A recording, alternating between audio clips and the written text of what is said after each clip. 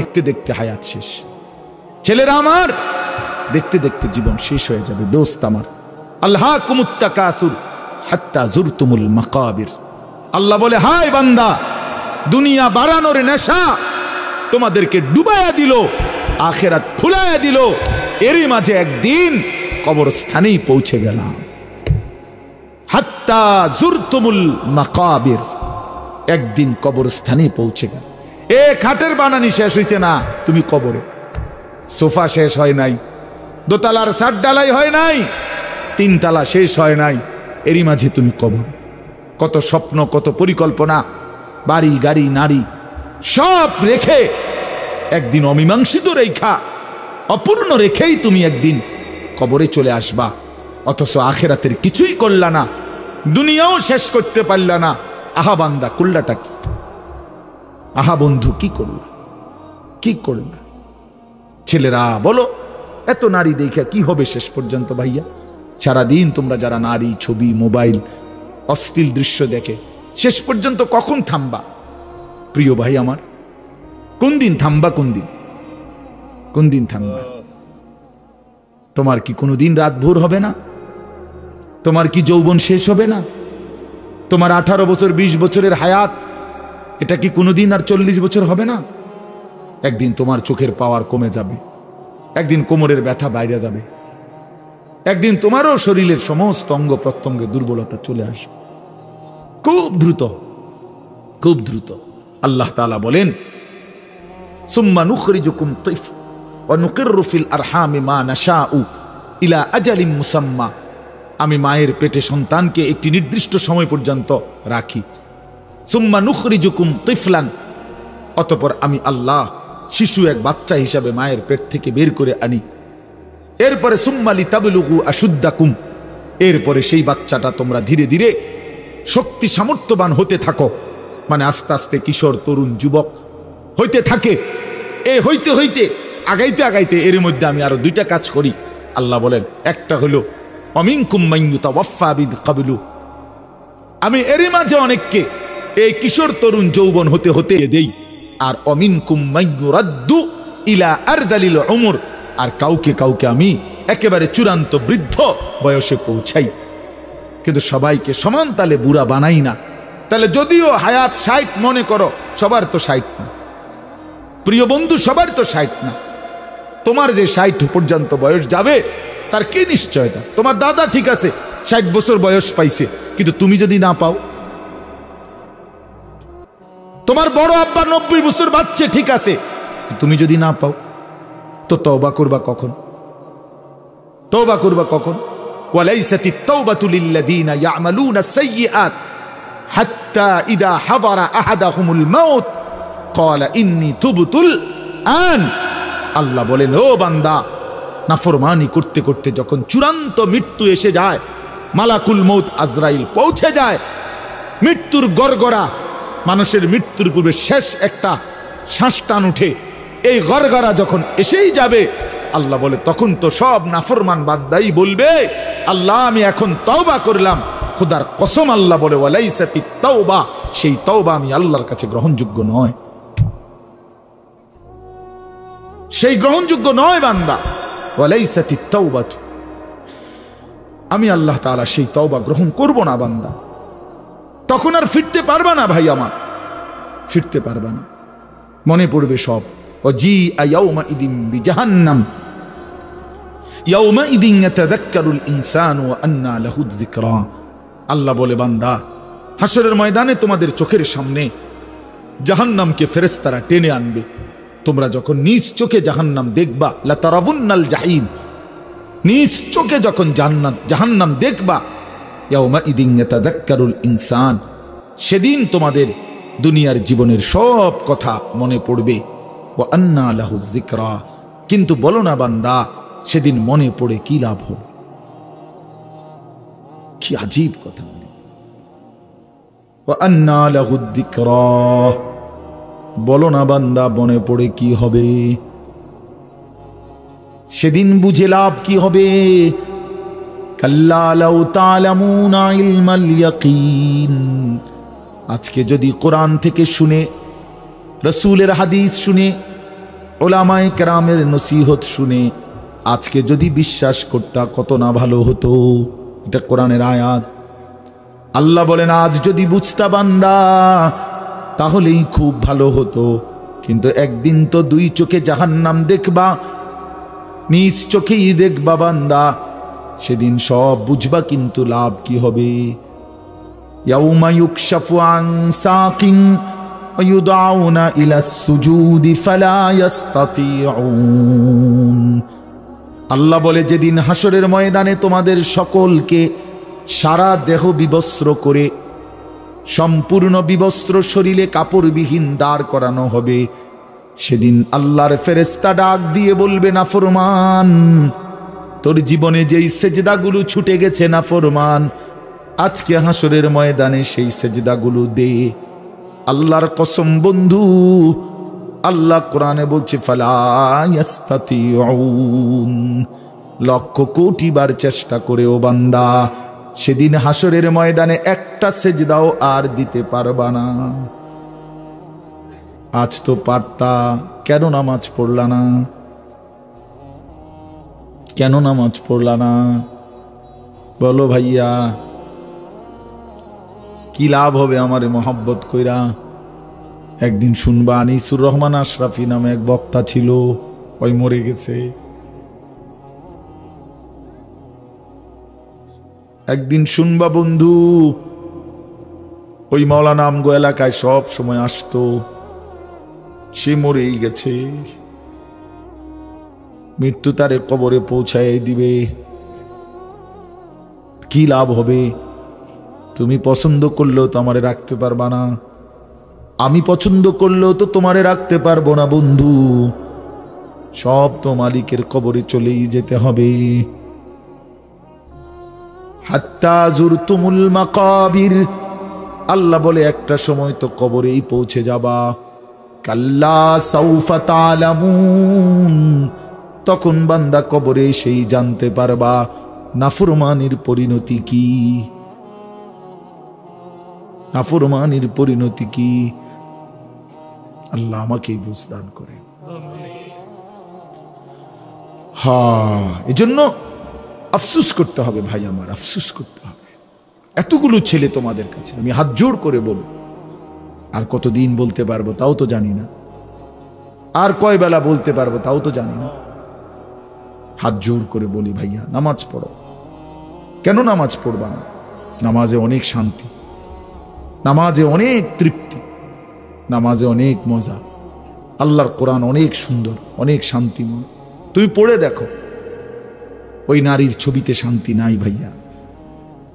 অশ্লীলতায় শান্তি হয় না, অতৃপ্তি বাড়ে, আরো দেখতে মন চায়। তাইলে তো তৃপ্তি হলো না, তাইলে তো তৃপ্তি হলো। স্বামী স্ত্রী তো তৃপ্তি হয় হালাল ভাবে,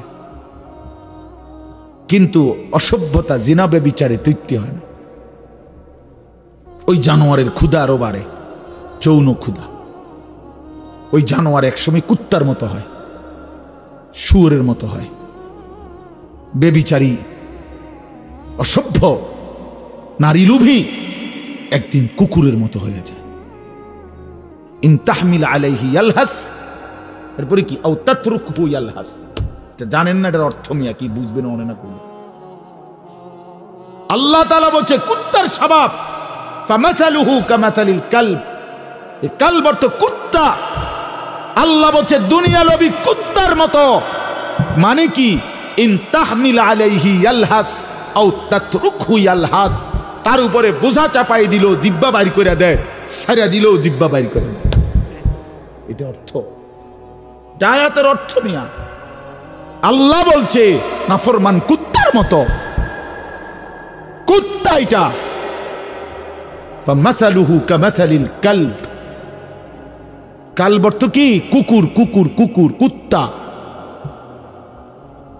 তার উপরে ভারী বোঝা দিল, সে জিহ্বা বাইর করে দিবে। তারে যদি ছেড়ে দাও, মানে বোঝা নাই, তার কাঁধে কোনো ভারী কিছু নাই, এরপরও জিহ্বা বাইর করে দেবে। কুকুর এমন হয়। তাইলে বলো ভাই আমার, আমি ছেড়ে দিতে রাজি না।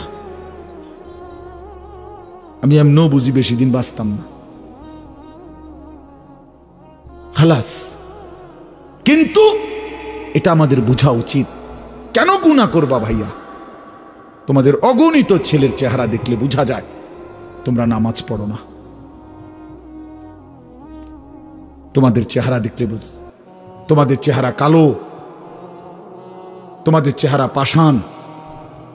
তোমরা যারা বেনামাজি তোমাদের চেহারা নির্দয়, নির্লজ্জের মতো। এই চুল ফ্যাশন না ভাইয়া। বেনামাজি তোমাদের এই চুল যেগুলো এই বড়, এগুলো কোনো ফ্যাশন নয়। পৃথিবীর কোথাও এটা কোনো গবেষণায় এটা কোনো সৌন্দর্য হিসাবে স্বীকৃতি পায় নাই। এটা এক ধরনের পরাজিত মানসিকতা, অসভ্যতা। এই জন্য ভাই সময়কে কাজে লাগাও, জিন্দেগিকে কাজে লাগাও, নাহলে আফসোস করতে হবে দুনিয়াতে। এই নারী ছবি, অশ্লীল দৃশ্য নিয়ে যারা জীবন কাটায়, দুনিয়াতেও তার লাঞ্ছনা হয়। এক সময় প্রয়োজনের মুহূর্তে শারীরিক সক্ষমতা আর থাকে না, কষ্টই পায়, দুঃখে দুঃখে মরে, দুঃখে দুঃখে অন্ধকারে কাঁদে। এই জন্য আমি অনুরোধ করলাম, বুঝলে তো বুঝছই, না বুঝলে নাই। চারিত্রিক অধপতন সবচেয়ে বড় অধপতন। নারীর লোভ, নারীর আসক্তি, এটা জীবনের সবচেয়ে বড় পরাজয়। ওই শেষ, ওই শেষ। ফাত্তাকুদ দুনিয়া ওয়াত্তাকুন নিসা। নবীজি একটা আশ্চর্য হাদিস বলছে, উম্মত গোটা দুনিয়ার ফিতনা থেকে বাঁচো। আবার আলাদা বলছে, এবং নারীর ফিতনা থেকে বাঁচো। মানে গোটা দুনিয়া মিলাইয়া যতটা বড় ফিতনা, নারীর ফান্দে যদি পইরা যাও তো এটা গোটা দুনিয়ার মোকাবেলায় এটা এর চাইতে বড় ফিতনা। বাকি সব ক্ষতি পোষাইতে পারবা, কিন্তু চরিত্রের এই ক্ষতি আর পোষাইতে পারবে না, যার চরিত্রের অধপতন হয়েছে। Character is lost, everything lost, everything সব শেষ, এভরিথিং সব শেষ। তাই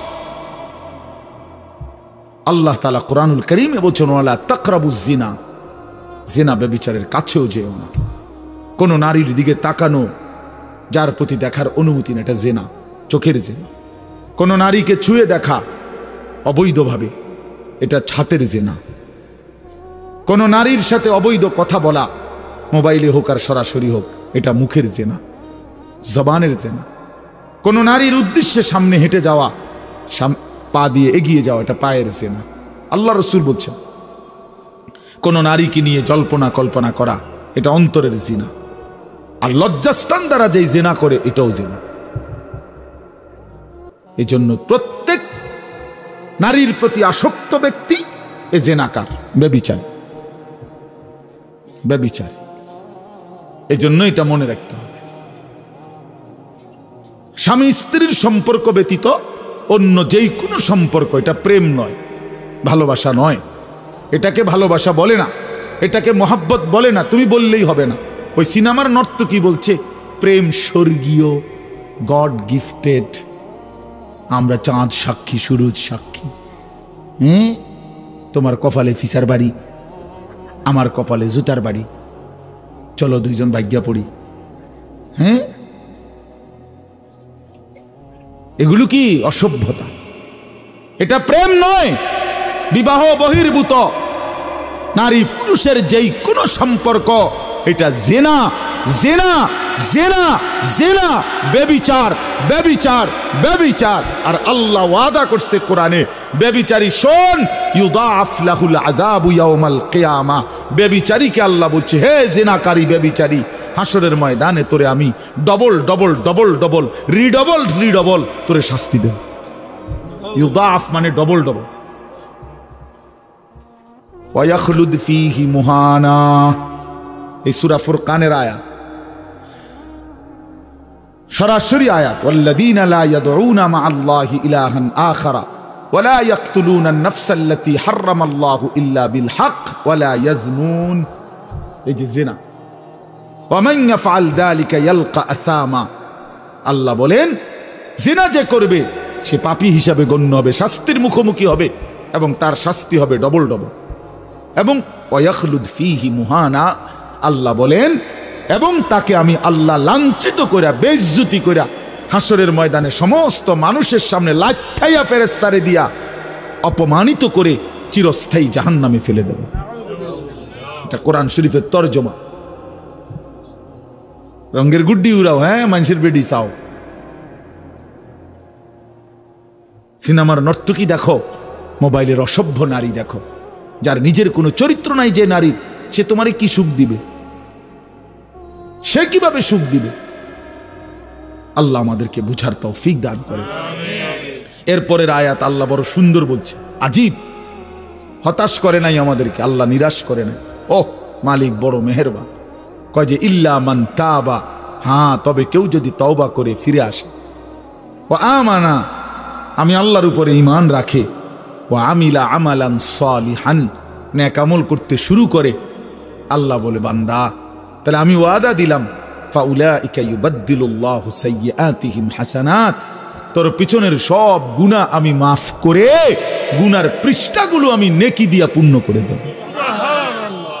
ওয়া কানাল্লাহু গফুরার রহিমা, কারণ আমি খুব বেশি ক্ষমাশীল দয়াবান।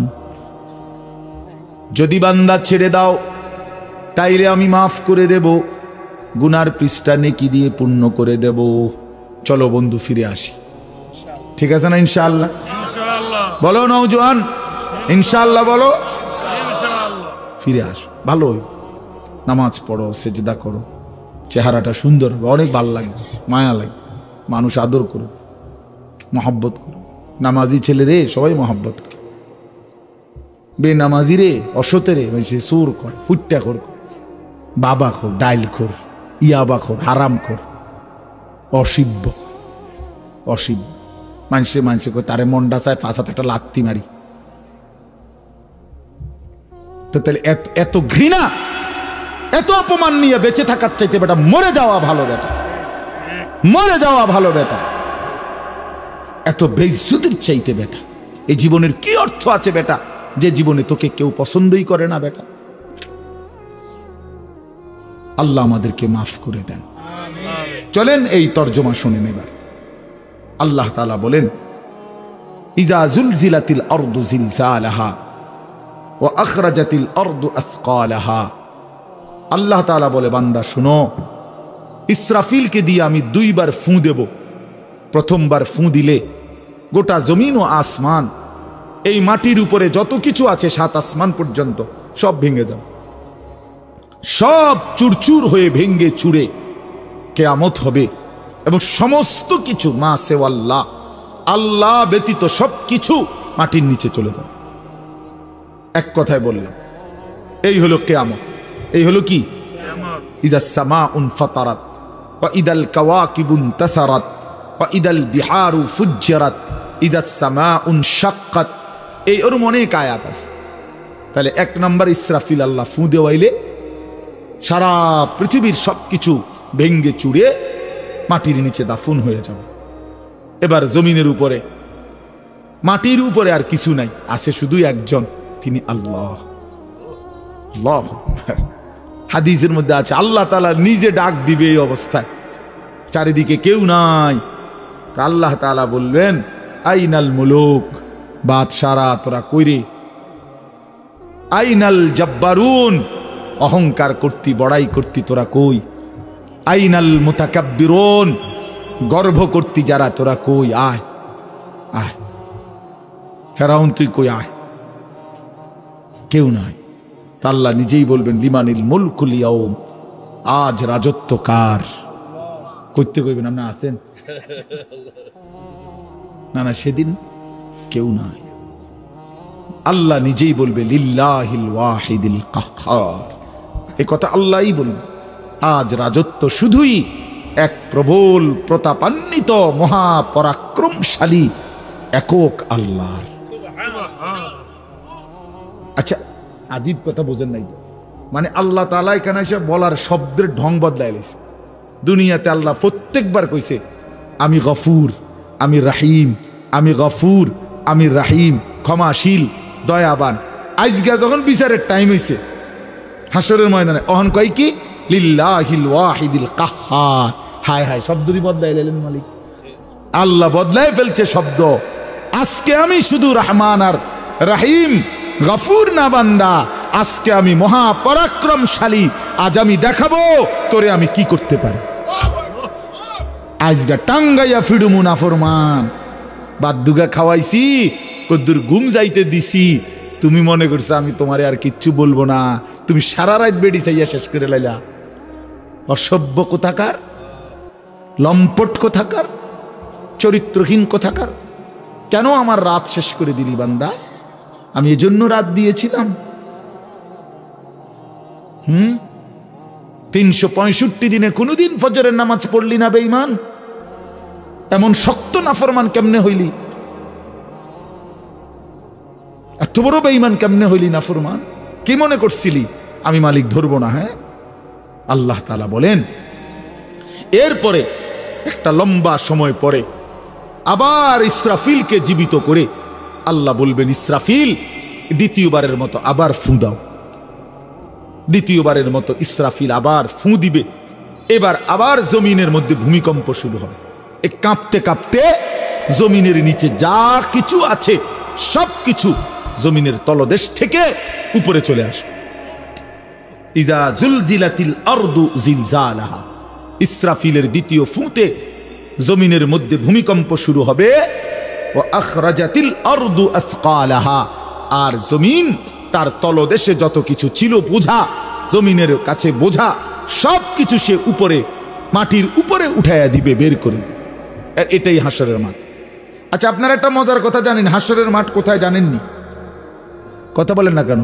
না না না, এইটা হাসরের মাঠ। ওখানে তো এটার মেন স্টেশন, ওইখানে তো হলো মেন জায়গা, মনে করেন কেন্দ্রস্থল হইব, কিন্তু গোটা জমিন সবটা হাসরের মাঠ। সব এই যেটার উপরে উঠবে মানে কবর থেকে, এইটাই হাসরের মাঠ। ইদাল আরদু মুদ্দাত, আল্লাহ বলছেন শুধু আমি করবো একটা কাম, যে আমার জমিনটা টাইনা আরো প্রশস্ত করে দেবো। মানুষ বেশি যে এই দূরে, হাসরের মাঠ আলগা আরেকটা মাঠ না, এইটাই গোপালনগর এই মাঠ, এটাই হাসরের মাঠ। আল্লাহ বলছেন, রাসূলুল্লাহ বলছেন, ওয়া আখরাজাতিল আরদু আসকালাহা, জমিন তার তলদেশের সব কিছু বের করে দিবে। মানুষ অবাক হয়ে তাকিয়ে থাকবে। স্বর্ণ, রৌপ্য, হীরা, মণি, মুক্তা, জহরত, গ্যাস, তেল, কয়লা, অর্থ সম্পদ সব কিছু তার জীবনের অর্জিত জিনিস সব মাটির উপরে সে দেখবে হাসরের মাঠ। জানেন এটা? মানে শুধু মানুষ না, হেইতের সব কিছু সে দেখবে, সব আছে এখানে জমিনের উপরে। ও আখরাজাতিল আরদু আসকাল, যত কিছু মাটির নিচে গেছে সব মাটির উপরে চলে আসবে। হাদিসে আছে, আল্লাহর নবী বলছে, অর্থ সম্পদ, স্বর্ণ, রৌপ্য, টাকা পয়সা, হীরা, মণি, মুক্তা, এগুলো কথা বলবে। সরাসরি হাদিস, আমি নিজে পড়ছি তাফসীরে ইবনে কাসিরের মধ্যে। ওইগুলো কথা বলবে, কথা বলে ডাক দিবে। এই স্বর্ণ, রৌপ্য, টাকা পয়সা ডাক দিবে, ডাক দিয়ে বলবে, হে চোর, আইনা সারিক, ওই চোর বাটফার, এদিকে এদিকে নে, এখান থেকে নে। কত দরকার এই সম্পদের জন্য চুরি করেছিলি, হে ডাকাত এদিকে আসো, নাও। ওই সুদখোর, আয় এখান থেকে নে। হারামখোর, এদিকে বাটপার, মানুষরে ঠকাইছত, ওজনে কম দিছত, 3 নম্বর মালের 1 নম্বর বলে চালাই দিছত, সিটার এদিকে নে, এখান থেকে নে, যা দরকার নেই। আল্লাহর কসম, এটা হাদিসে আছে।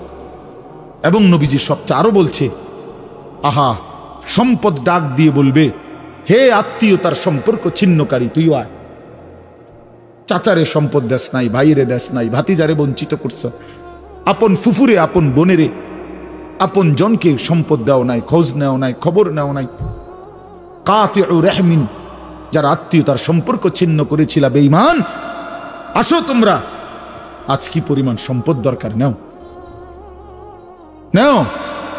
নারীর জন্য, দুনিয়ার জন্য, ক্ষমতার জন্য কি পরিমাণ টাকা নষ্ট করছো, নাও, এখন লাগবে কত, নাও। তো ওয়াকাল আল ইনসানু মা লাহা, আল্লাহ বলে, লোকেরা তখন অবাক হয়ে বলবে একজন, এটা কি হচ্ছে? মা লাহা, এটা কি হলো রে ভাই? এগুলো কেমনে কথা বলে? স্বর্ণরৌপ্য কথা বলে কেমনে? আহা, এটা কি হলো? তা আল্লাহ বলেন ইয়াউমা ইদিন তুহাদ্দিসু আখবারাহা, বান্দা আসল কারবার তো এখনো দেখোই নাই, এখন দেখবা মূল ঘটনা।